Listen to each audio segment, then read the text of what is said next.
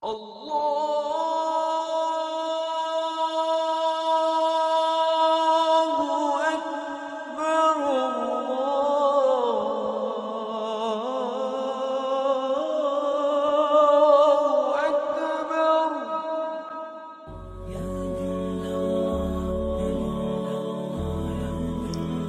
হচ্ছেন জান্নাতে প্রবেশ করার বৃহত্তম দুয়ার।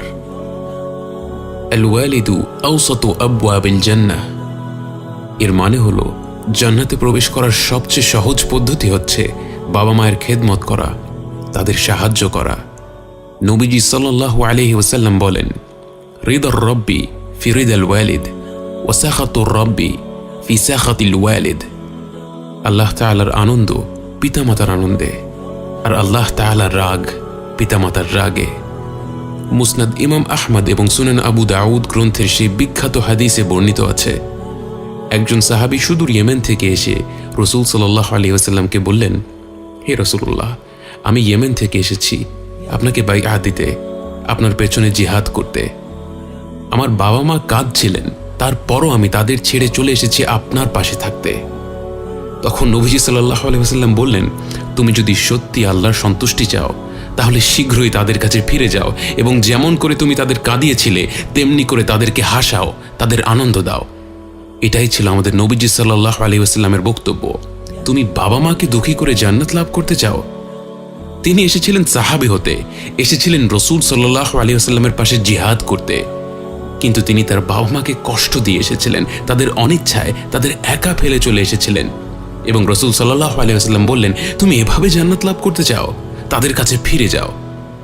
আমরা জানি না আমরা আমাদের বাবা মাকে আর কতদিন পাবো। যাদের বাবা মা এখনো বেঁচে আছেন তাদের খুশির জন্য যা কিছু সম্ভব তাই করুন, এবং যাদের বাবা মা ইন্তেকাল করেছেন তাদের জন্য অনেক কিছু করার আছে।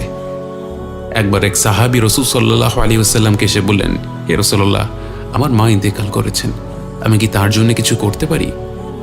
রাসূল সাল্লাল্লাহু আলাইহি ওয়াসাল্লাম বললেন, অবশ্যই, তার জন্য তুমি অনেক কিছুই করতে পারো। তার জন্য দোয়া করো, তার গুনাহ মাফের জন্য দোয়া করো, তার হয়ে দান সাদকা করো, কোরবানি দাও, তার হয়ে হজ করো, উমরা করো, তার আত্মীয় স্বজনদের সাথে দেখা করো, ভালো সম্পর্ক বজায় রাখো। এই সকল কাজই আপনি আপনার মৃত বাবা মায়ের জন্য করতে পারবেন।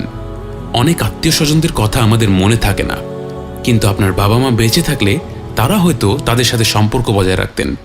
এখন আপনার উচিত তাদের সাথে ভালো সম্পর্ক রাখা, তাদের সাথে দেখা সাক্ষাৎ করা। এবং সর্বশেষে আমার তরুণ ভাই ও বোনদের জন্য কিছু কথা বলতে চাই, যারা মাশাআল্লাহ স্কুল শেষ করেছেন, কলেজে পড়ছেন, বিশ্ববিদ্যালয়ে পড়ছেন। এটা সব সময় মনে রাখবেন যে আপনারা বড় হতে হতে আপনাদের সবচেয়ে বড় আফসোস সব সময় হবে আপনার বাবা মায়ের সাথে দুর্ব্যবহার করা, আপনার বাবা মায়ের সাথে ঝগড়া করা, আপনার বাবা মাকে কষ্ট দেয়া।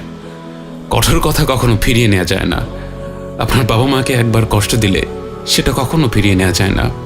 আপনি যত দিন বেঁচে আছেন সেই স্মৃতিগুলো আপনাকে কষ্ট দেবে। আমরা যখন বয়সে ছোট থাকি তখন রেগে যাওয়াটা খুবই সহজ, কিন্তু যেই আফসোস আর স্মৃতি আপনার সাথে রয়ে যাবে তা আপনাকে সারাটি জীবন কষ্ট দেবে। তাই আমার প্রিয় ভাই ও বোনেরা, আল্লাহ কোরআনে যা বলেছেন তা সবসময় মনে রাখবেন। তোমরা বাবা মায়ের সাথে চমৎকার ব্যবহার করবে, এমনকি তাদের উফ পর্যন্ত বলবে না, তাদের সাথে খারাপ ব্যবহার করবে না। আপনারা আল্লাহর সন্তুষ্টি চাইলে আপনাদের সামনে দুটো দরজা আছে, আপনার মা এবং আপনার বাবা। তাদের খুশি রাখুন।